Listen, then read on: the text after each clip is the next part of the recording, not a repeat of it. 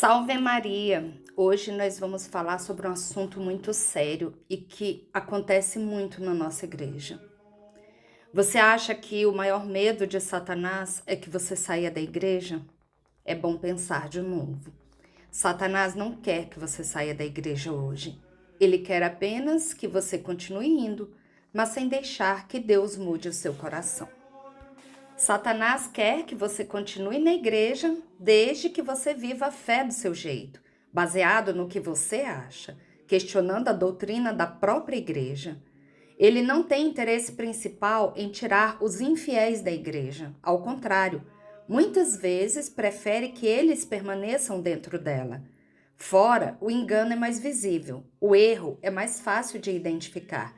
Dentro, porém, a confusão se disfarça de normalidade.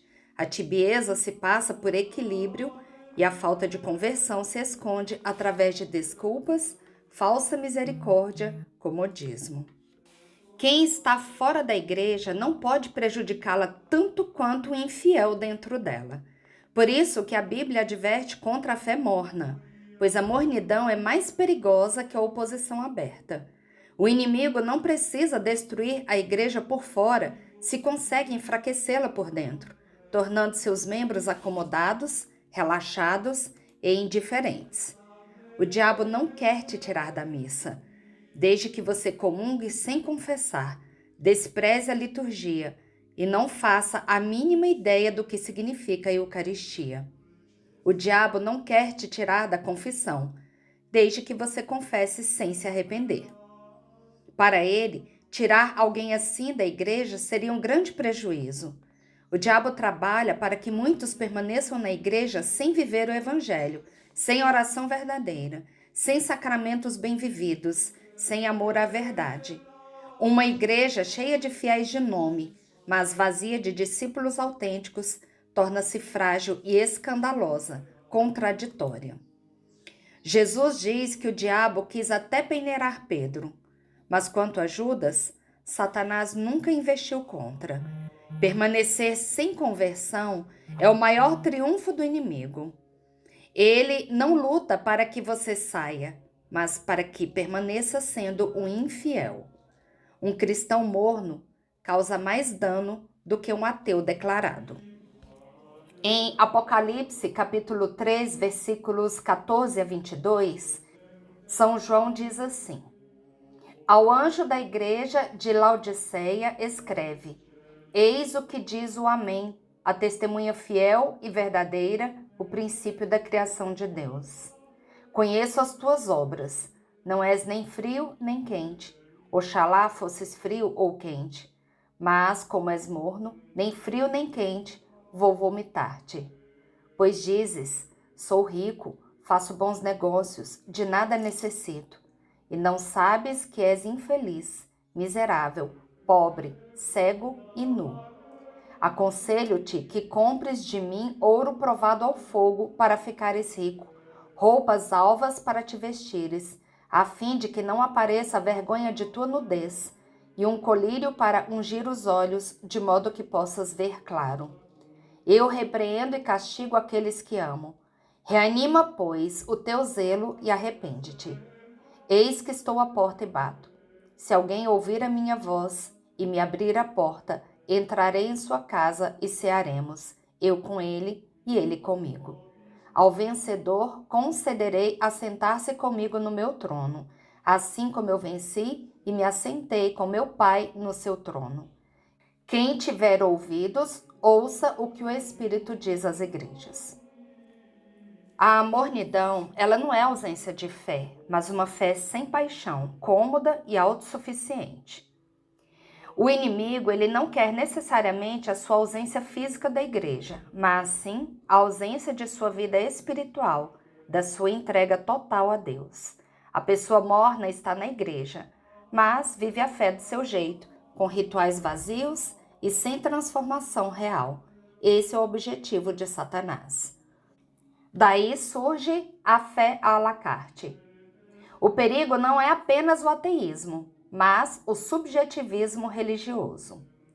A tática do inimigo: prefere um católico que está no banco da igreja aos domingos, mas que vive como um pagão de segunda a sábado. Essa é a sua tática. Quem vive o subjetivismo religioso vive a fé do seu jeito, onde a pessoa escolhe quais mandamentos seguir e quais ignorar, criando um Deus, entre aspas, que não a incomoda e não exige conversão. A nossa luta é diária, a nossa conversão também. Os perigos da mornidão trazem como consequência a cegueira espiritual, a hipocrisia, o risco de ser vomitado por Deus. Faça agora mesmo uma autoavaliação para ver o seu nível de mornidão. Ir à missa apenas por hábito ou preceito, sem encontro real. Relativizar o pecado. Ah, todo mundo faz, Deus entende. Ter uma vida de oração inexistente fora da paróquia. Não aceitar o magistério da igreja quando ele confronta sua opinião pessoal ou estilo de vida. Querer estar à frente de alguma pastoral somente para aparecer e não dar o seu melhor por Deus. Deixar de ir à igreja por causa das pessoas. Isso demonstra seu pouco amor a Deus. No livro Cartas de um Diabo a seu Aprendiz, de C.S. Lewis, a ideia central é que a estrada mais segura para o inferno é a gradativa, suave, sem curvas acentuadas, sem marcos, sem sinalizações. Nessa imagem, podemos ver a presença do inimigo. Mostra que ele não precisa tirar você da igreja para te vencer. Basta estar ao seu lado, soprando pensamentos de desânimo, dúvidas ou distrações mundanas enquanto você tenta rezar. Também mostra o combate na oração. Reforça que a oração é um campo de batalha. Muitas vezes, a fé do seu jeito nasce dessas sugestões sutis de que não precisamos seguir tudo o que a igreja ensina. E vigilância. Mostra que a presença física na missa deve ser acompanhada de uma vigilância espiritual constante. Às vezes você está no banco da paróquia, mas a sua mente está em 1000 outros lugares. É nesse silêncio e nessa distração que o inimigo trabalha para tornar o seu coração morno. Agora, calma. Nem tudo está perdido. Como combater a mornidão e o subjetivismo religioso? E aqui entram os elementos da teologia católica, como a importância dos sacramentos, a confissão frequente, eucaristia, se possível diária, e da oração pessoal e em família. São bons antídotos para combater a mornidão. Ser santo não é ser perfeito, mas ser decidido. Tenhamos intimidade com a Bíblia Sagrada, o Catecismo da Igreja Católica, para conhecermos a fé real. Esse é um chamado para examinarmos nossa vida e abandonarmos a religiosidade superficial.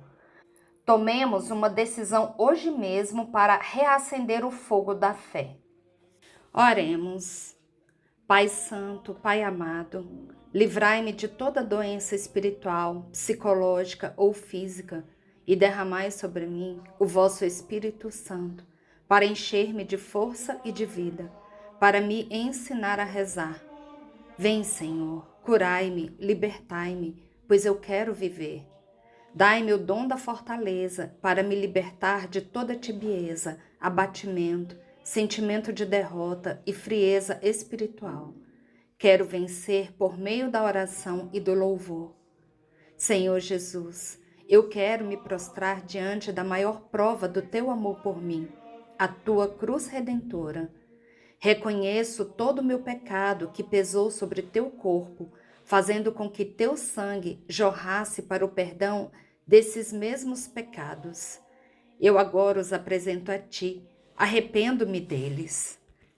Ó Jesus, eu te peço, perdoa-me por todo mal instalado no meu coração, toda raiz de ódio, inveja, gula, julgamento, maledicência, mentira, egoísmo, orgulho, vaidade, vícios e desregramentos, preguiça, avareza, sensualidade, soberba e impaciência. Eu me arrependo também de toda infidelidade a ti, das vezes em que busquei a solução para os meus problemas em lugares onde não te professavam como único Deus, Senhor e Salvador. Senhor, eu reconheço toda a minha fraqueza e te peço agora, dá-me a força do teu Espírito para que eu não volte mais a pecar. Liberta-me espiritualmente de todos os laços do mal que me prendem, para que eu caminhe em santidade e possa contemplar um dia a tua face. Jesus, tem piedade de mim. Obrigada, Senhor, pelo teu perdão. Obrigada pelo teu infinito amor. Obrigada pelo teu Espírito Santo. Amém.